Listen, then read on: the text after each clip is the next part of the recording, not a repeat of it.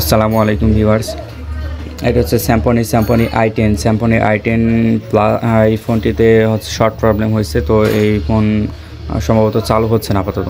তো কাস্টমার আমাদের কাছে এইভাবেই ফোনটি আনছে। তো আমরা প্রথমত ফোনটি সম্পূর্ণ খুলে নেওয়ার পরে মাদারবোর্ডটি সম্পূর্ণ আলাদা করে নেব। আলাদা করার পরে ভালোভাবে থিনার দিয়ে ওয়াশ করে নেব। কিছু ক্ষেত্রে ওয়াশ করার ফলেও ফোনটি চালু হয়ে যায়। তো আমরা দেখছি যে পাওয়ার বাটনটি রিবন ছেঁড়া আছে। তো রিবন ছেঁড়ার পরেও আমরা চেক দিছি, মোটামুটি এভাবে চেক দিছি, চালু করার জন্য চেষ্টা করছি, চালু হয় নাই। তো আমরা এখন প্রথমত আগে ওয়াশ করে দেখব যে ফোনটি অন হয় কি না। যদি না হয় সেক্ষেত্রে পরবর্তীতে কাজ করব। আপনারা পাশে থেকে সম্পূর্ণ ভিডিওটি দেখবেন, তাহলে ভালোভাবে বুঝতে পারবেন।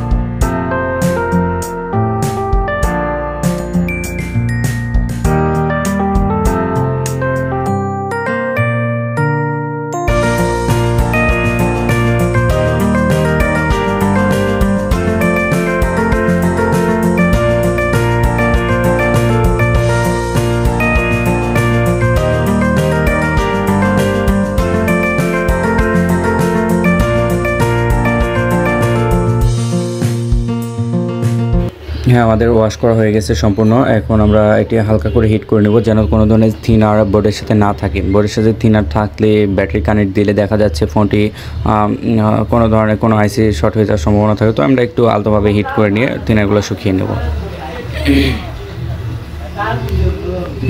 মোটামুটি শুকানো হয়ে গেছে। আমরা এখন পুনরায় ব্যাটারিটা কানেক্ট দিয়ে চেক করব। ব্যাটারি বা মিটার দিয়ে চেক করে হোক ফোনটি চেক করে দেখব যে কাজটি সম্পূর্ণ হয়েছে কি না। হালকা ঠান্ডা করে নেব। হালকা ঠান্ডা করে নেওয়ার পরে ফোনটি আমরা চেক করব যে আসলে মাদারবোর্ডটি রানিং চালু হয়েছে কি না। তো আমরা এটা প্লাস পয়েন্টের ভেতরে, মাইনাসটা বাহিরে। তো এখন আমরা এই যে এখানে ক্লিপ দিয়ে চালু করার চেষ্টা করব, যে দেখব যে আসলে ফোনটি চালু আছে কি না। না, লাইন পাচ্ছে না এখানে।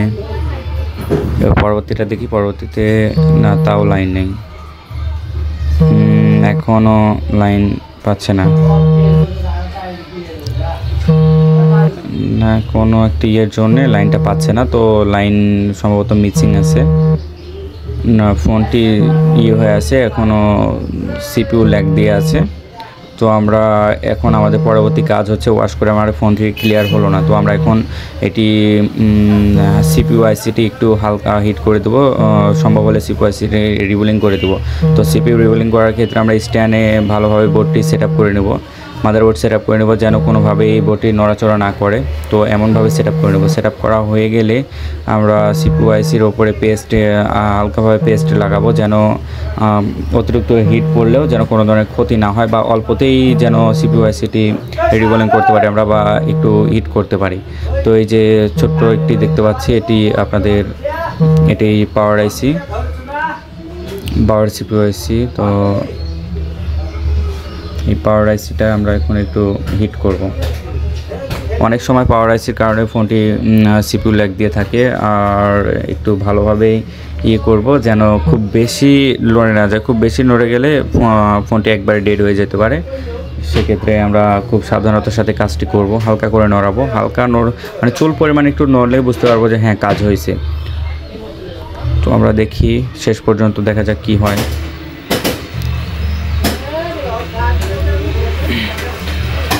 হ্যাঁ, এই তো হালকা করে নড়াচ্ছি দেখেন। তো আমাদের কাজটি সম্পূর্ণ এভাবেই করব, করার পরে চেক দিয়ে দেখবো যে